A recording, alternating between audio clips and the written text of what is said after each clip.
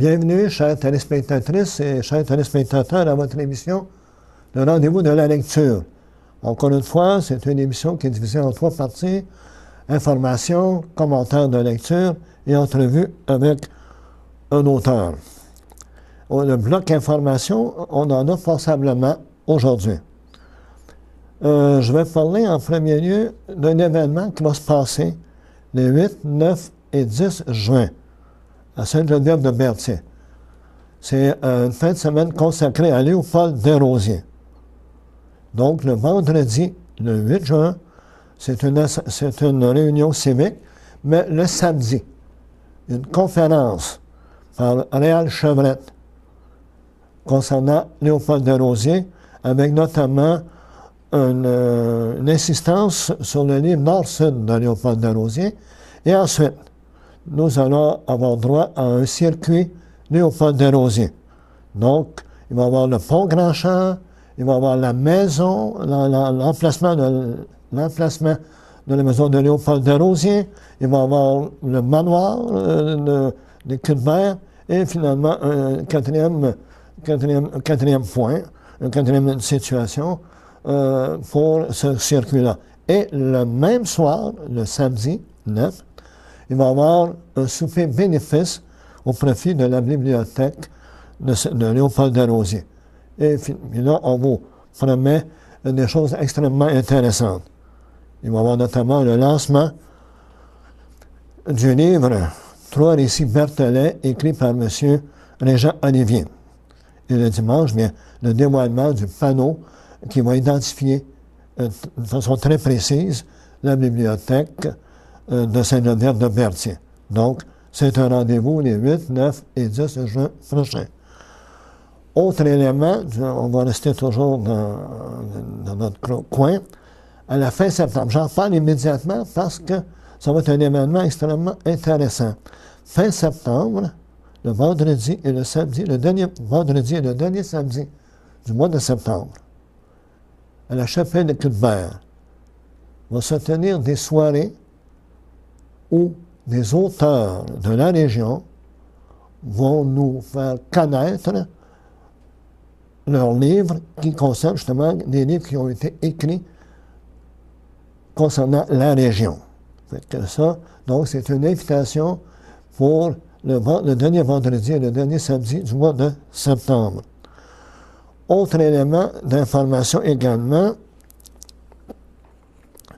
je vous ai parlé du concours littéraire de la Naudière, qui a été terminé le 30 avril dernier. Je vous présente ici le livre qui a été édité en 2010.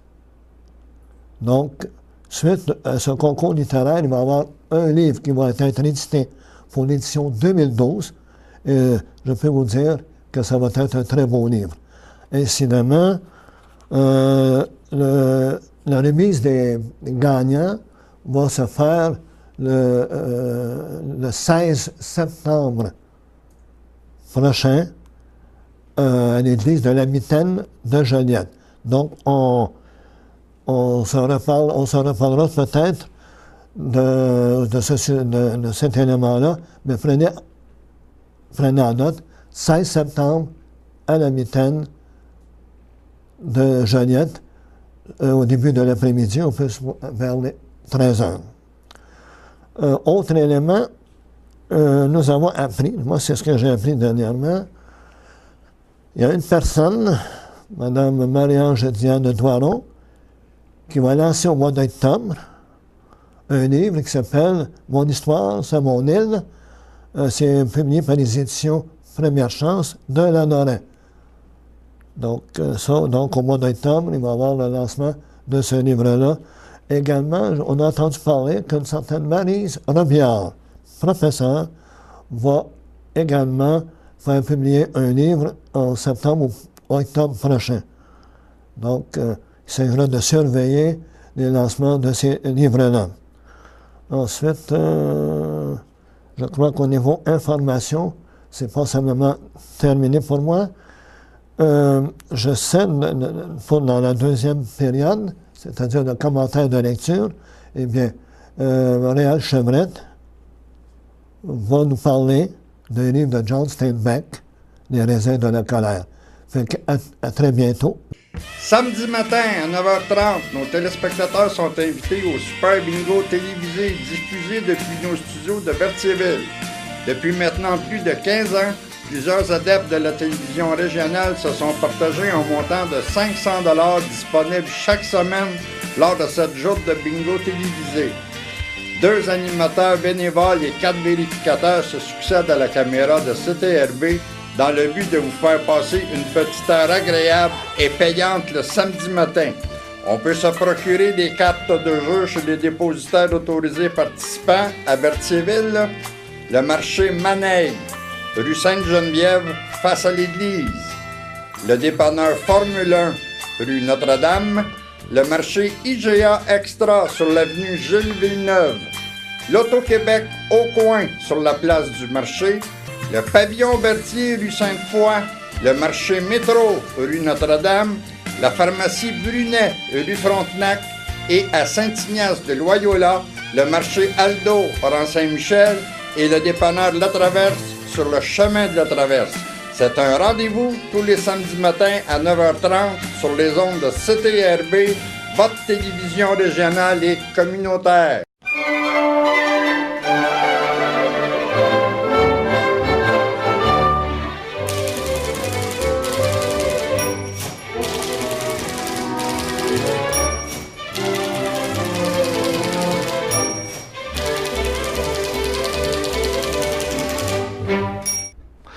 Étant donné que c'est notre dernière rencontre de l'année, aujourd'hui, comme l'a dit Jean-Louis Marie tantôt, je vais vous parler d'un livre qui, moi, me tient énormément à cœur. C'est un bouquin écrit par un auteur américain qui est décédé en 1968, qui se nomme John Steinbeck.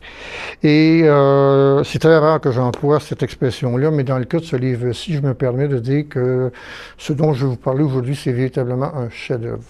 Le roman s'intitule « Les raisins de la colère ». C'est un roman qui, d'une part, est, au plan strictement humain, porteur d'une émotion comme on en voit rarement. En tout, je peux vous dire que le tout dernier chapitre, ça a l'air bizarre de commencer à parler d'un livre en abordant sa conclusion. Le dernier chapitre de ce roman est peut-être un des plus beaux chapitres de l'histoire de la littérature universelle. En ce sens que c'est un chapitre d'un humanisme, d'une grandeur humaine absolument incroyable. Et c'est également un chapitre qui, à la fin d'un roman qui nous semble empreint d'un désespoir absolument insupportable, nous ouvre une fenêtre absolument incroyable sur l'espoir.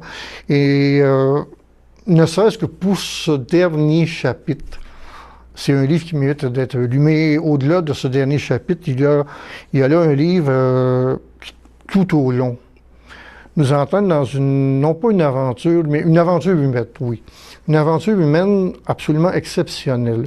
En quelques mots, pour vous résumer un tout petit peu de quoi il est question, l'action du roman débute autour de 1932, à une époque où les États-Unis, ce qu'on appelle aux États-Unis le Midwest, tout comme l'Ouest canadien, avait été touché par un événement qu'on a surnommé le Dust Bowl. Bon, Dust pour la poussière.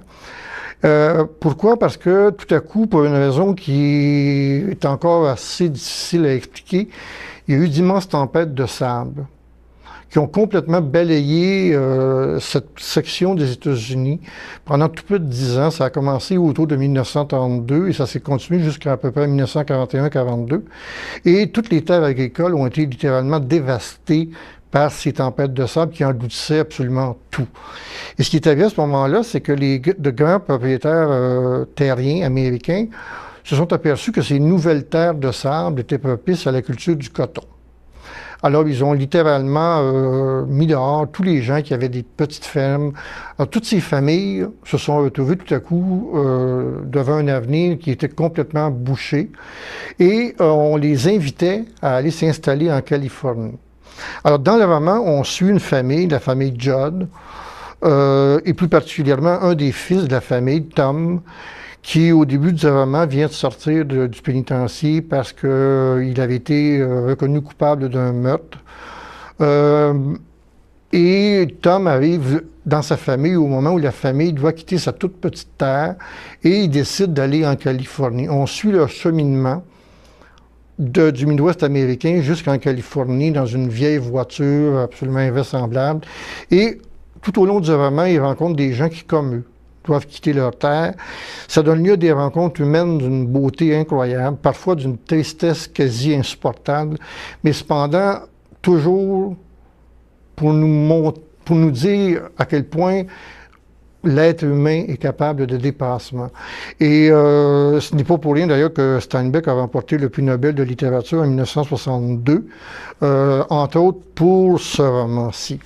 Et d'ailleurs, lorsqu'il a reçu son prix Nobel, Steinbeck avait dit dans son discours de réception que pour lui, l'être humain était admirable parce qu'il était justement capable de ce dépassement. Et en plus de cet aspect humain dans l'œuvre de Steinbeck, ce qui est absolument merveilleux, c'est la façon dont Steinbeck écrit. Un langage d'une grande simplicité, mais en même temps d'une extrême précision, qui témoigne bien de la condition de ses personnages, qui nous présente des descriptions absolument incroyables des lieux que traversent ces personnages. Et il utilise parfois même ces descriptions qui peuvent paraître à première vue, à la première lecture, un peu longues.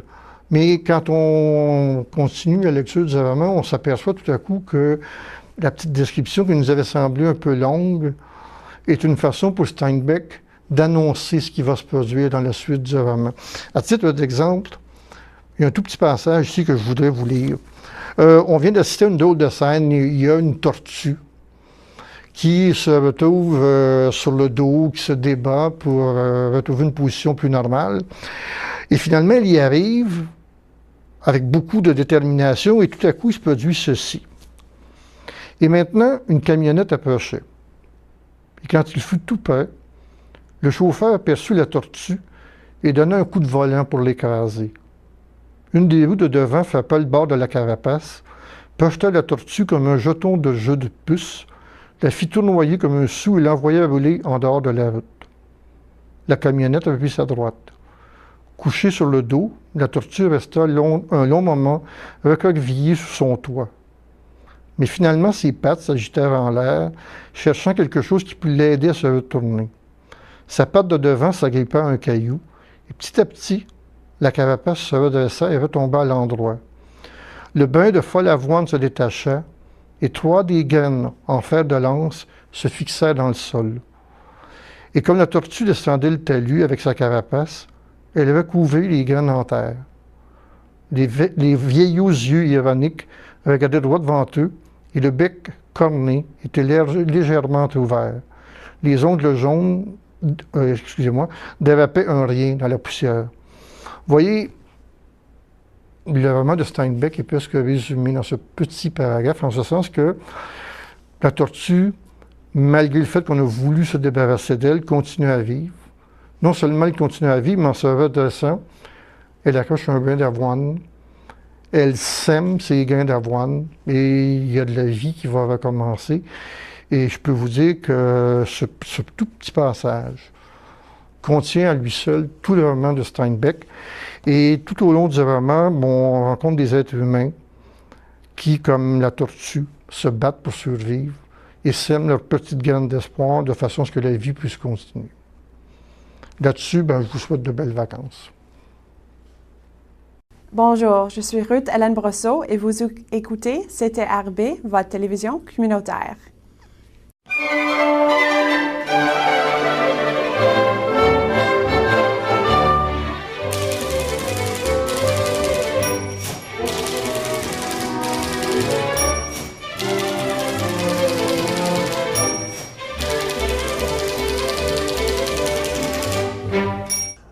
Bienvenue, chers téléspectatrices et chers téléspectateurs. Nous en sommes à notre 3e partie. Nous avons comme invité aujourd'hui Mme Yolande Gingras. Pour ceux et celles qui ne la connaissent pas, je vais vous faire un résumé. Détentrice d'un bac en traduction, elle a fait de la traduction, Elle a également elle s'est beaucoup impliquée au niveau de l'alphabétisation des jeunes. Elle a été enseignante. Pendant plusieurs années, elle a opéré une librairie, L'Ambel Livre, à l'Assomption, située juste en face du Collège de l'Assomption, pendant 6 ou 7 ans. Et en 2007, elle a décidé d'ouvrir sa maison d'édition Point du Jour. Et en 2007 également, elle est devenue présidente du concours littéraire de la Naudière. Également, elle s'implique énormément au niveau culturel. On n'aurait qu'à penser à la Société historique de l'Assomption. Et elle siège au conseil d'administration des sociétés des Amis de Jacques Perron. Fait que sans plus tarder, je souhaite la bienvenue à Mme Yolande Gingras. Bienvenue chez nous. Bonjour. Bonjour. Madame Gingras, donc, comme je viens de dire, vous avez été enseignante, libraire, et maintenant vous avez une maison d'édition. Je soupçonne que vous lisez beaucoup. Oui, je lis à tous les jours. Le plaisir de lire, oui. Pour le plaisir de lire. Et parmi les auteurs, est-ce que parmi les livres que vous lisez, est-ce qu'il y a des auteurs qui vous ont particulièrement interpellé? Oui, disons dans ma prime jeunesse, si je peux dire. Ou jeune adulte, j'ai beaucoup apprécié les lectures de Jeanne Bourrin, Benoît de Groux, par la suite Marguerite Yourcenar.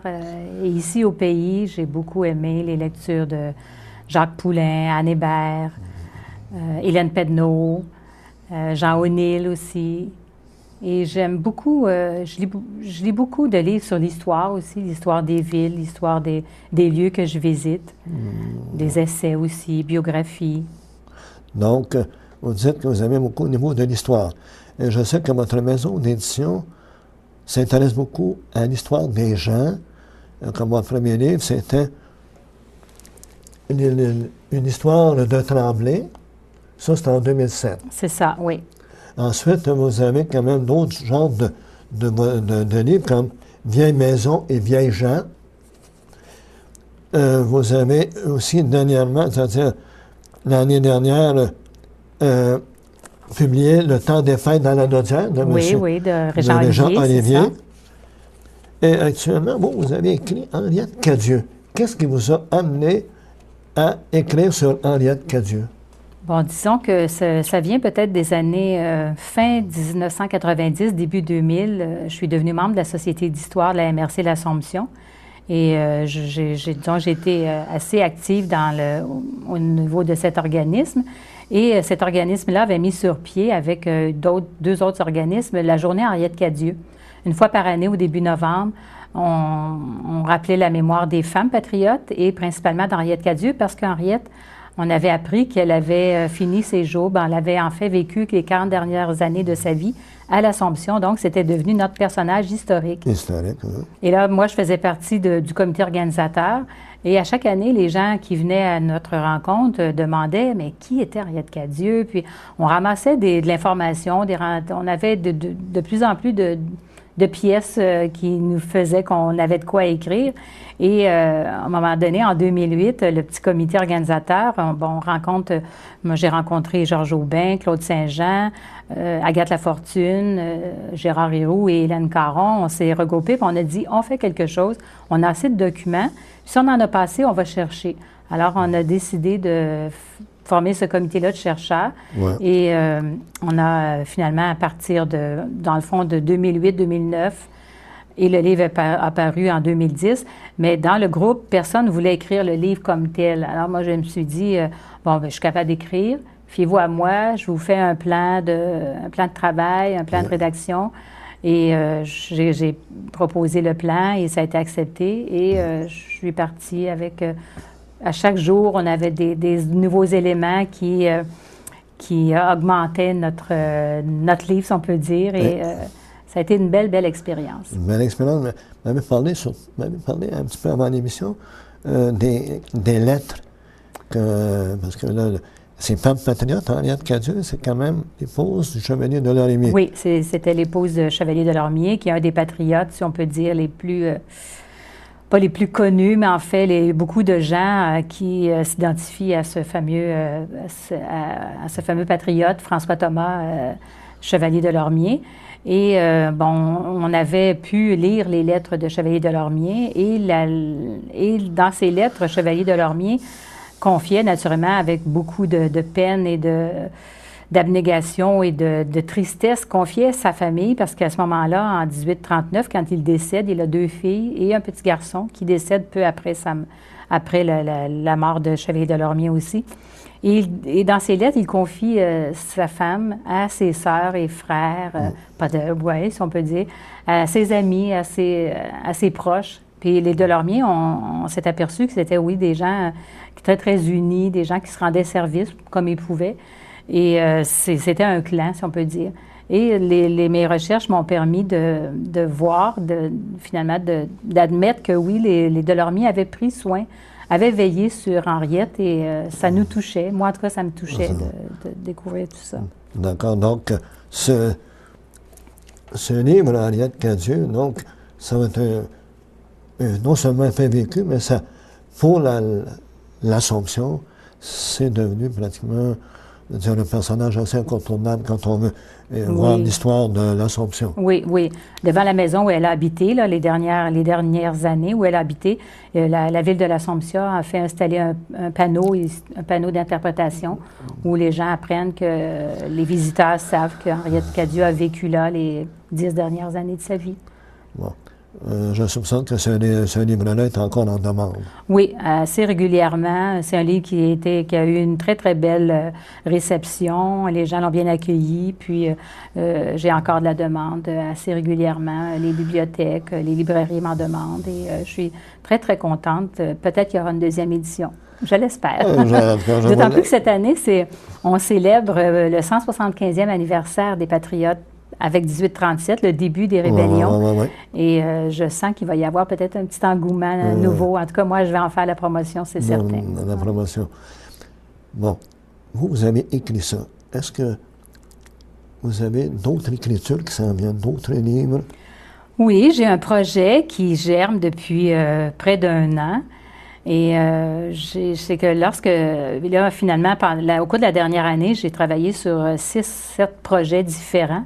Donc, j'étais assez occupée. Alors, les projets personnels ont pris un petit peu ont été mis de côté, mais là, pour 2011, pour la fin 2011, j'aimerais ça. Je travaille sur un livre qui va parler. C'est pas tout à fait une biographie, tout en étant une biographie. Je vais écrire sur Marius Savoie.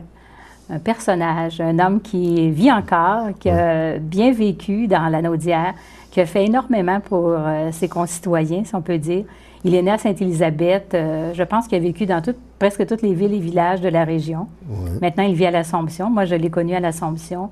Il venait souvent à la librairie. Il m'a rendu beaucoup de services. Il a rendu beaucoup de services à plein de gens. Il avait fondé un club de pipiers associé avec les pipiers de Saint-Claude. Et j'ai beaucoup de... Il m'a prêté beaucoup de photos et Marius sait que je vais écrire quelque chose sur lui, puis ce sera à partir de témoignages.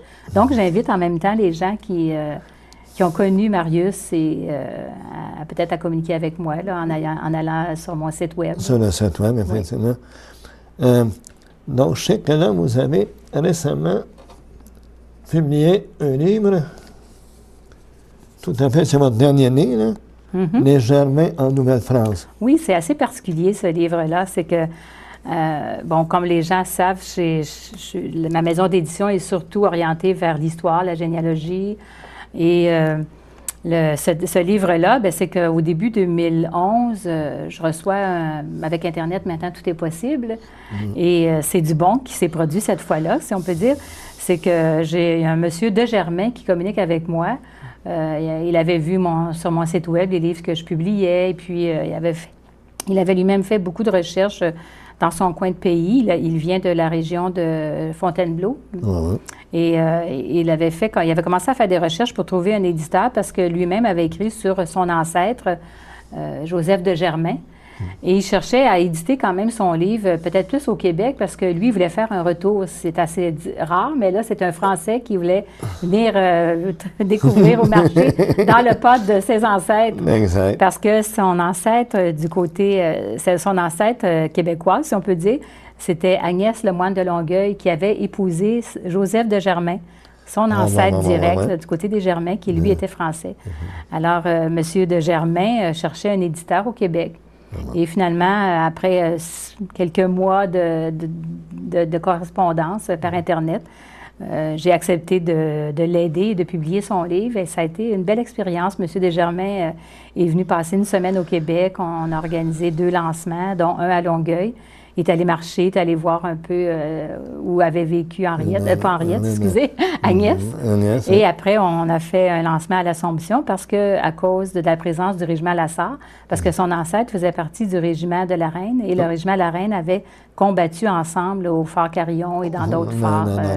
C'est ça. Donc, on va replonger vraiment dans les premières années de la Nouvelle-France. C'est ça. Puis c'est beaucoup basé sur la correspondance aussi de Joseph de Germain avec son père qui était resté à Montpellier, en France. Alors, c'est vraiment quelque chose de très touchant et de très...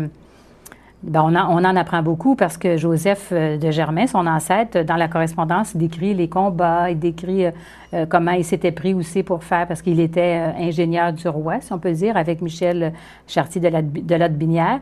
Donc, il raconte comment aussi il avait construit le fort Carillon. On en apprend beaucoup sur les mœurs et coutumes là, des militaires aussi. Ouais, ça va être... J'ai l'impression que ceux qui s'intéressent à la Nouvelle-France là, sont un livre je le répète, le titre, c'est « Les Germains en Nouvelle-France ». Et vous avez déjà publié, vous m'avez dit tout à l'heure, que les moulins à parole Lanaudois. Oui, les moulins à parole, il y a peut-être beaucoup de gens ici de Lanaudière qui connaissent cet événement. Ça a lieu le lundi de la Fête des Patriotes. Donc, la prochaine édition, ce sera le lundi prochain, le 21 mai. Et pour cette occasion, le comité organisateur avait cherché à publier les textes qui sont lus. Alors, on m'a demandé de préparer un petit livret, là, de concevoir quelque chose qui se vendait très bien. Et finalement, ça va bien. Les gens qui participent à l'événement aiment repartir avec le livre. Et ça comprend tous les textes que les gens viennent lire ce jour même. Et là, nous en sommes là, ça sera le 3e livre à paraître, le 21 mai. Et le 3e livre, bien, raconte plus l'histoire de la Naudière dans le Québec, mais à partir de 1906 jusqu'à 1945. Les 2 éditions précédentes, c'était de 1534 à... 1867. C'est ça. Et le 2e, 1867 à 1906. C'est ça. De 1906 à 1945. C'est maintenant, le prochain... oui. Il y a ça. Et puis, je crois que vous avez 2 livres qui sont sur le point de paraître. Bien, c'est celui-ci, là, dont je vous parlais tantôt, le moulin à parole Lanaudois. Oui. Et l'autre livre, c'est, disons, je suis un petit peu sortie de mon créneau. C'est que j'ai une amie qui m'a demandé de publier, parce qu'elle aussi, elle connaissait ma maison d'édition, elle savait ce que je faisais. Mais c'est Mme Simone Bétinger, qui est une parente des Bétinger, très connue dans la région de la Naudière ici, qui est la tante de Philippe Bétinger, la sœur de Claude et la fille de Raymond. Raymond, qui était un artiste verrier, tout comme Claude, son fils. Et Simone raconte l'exploit que son amoureux a réussi. S'était lancé un défi de traverser l'Amérique avec le vélo dont il avait hérité, le vélo qui avait appartenu à Raymond Bétinger, le père de Simone. Et elle m'a demandé si je voulais publier son livre. Mais j'ai dit oui, mais à une condition que tu rajoutes beaucoup d'éléments sur Raymond, parce que Raymond, moi, je le connaissais bien. Mon mari et moi, on le connaissait. Et Raymond était quand même connu. Il y a encore beaucoup de gens dans la Naudière qui le connaissent. Alors, elle a mêlé toute l'histoire de cette aventure, si on peut dire, d'une traversée de l'Amérique à vélo, avec toujours un peu comme une courte biographie sur Raymond Bétinger. Donc, ça m'a beaucoup plu. J'ai aimé la façon dont elle avait présenté ça. Et puis, j'ai accepté de publier parce que je faisais le lien avec les Bétinger et la région de la Naudière, puis ma maison d'édition. Ça devrait être un beau livre aussi. Ça devrait être un beau livre. Oui, c'est bien. Donc, est-ce qu'il s'en vient? Donc, j'invite les gens à consulter le site. Votre site, c'est... www.édition.dujour.com. Donc, en allant sur le site, vous allez avoir les livres qui ont été publiés par la maison d'édition, également des nouveautés qui vont paraître. En tout cas, pour Marius Savoie, c'est bien ça? Marius Savoie, Le Moulin à Parole dans nos doigts, troisième livre, et puis au sujet de Mme Bétinger. Fait qu'on invite les gens qui aiment la lecture, vous allez avoir de quoi vous mettre quelque chose sous la dent. Sous la dent, effectivement. Sous les yeux. Fait que je tiens à vous remercier, Mme Yolande. J'ai le droit d'avoir participé à notre émission. Merci. Comme je remercie également Ariel Chevrette de nous avoir partagé John Steinbeck, Les raisins de la colère. Fait que ça a été la dernière émission avant le mois de septembre. Donc, on vous revient en septembre prochain pour la prochaine édition, pour la prochaine émission. Fait que d'ici ce temps-là, passez un bel été. Merci beaucoup.